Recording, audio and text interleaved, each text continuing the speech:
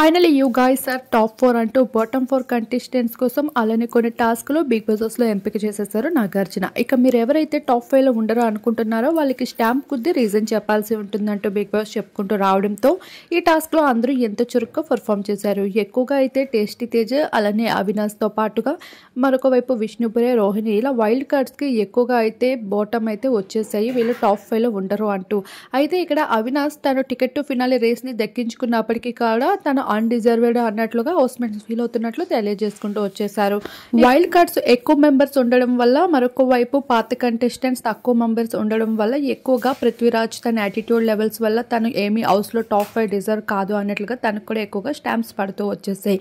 ఇలా మొత్తానికి అయితే ఒకరు ఓటింగ్స్ ద్వారా అయితే టేస్టీ తేజ హౌస్ నుండి ఎలిమినేట్ అయిపోతున్న విషయాన్ని అనౌన్స్ చేశారు. మరొక వైపు కంటెస్టెంట్స్ నిర్ణయంతో అయితే Prithviraj you are the eliminated, ఎందుకంటే you are not a bottom 5 అంటూ చెప్పుకుంటూ వచ్చేసరికి హౌస్ అంతా ఒక్కసారిగా షాక్ అయింది.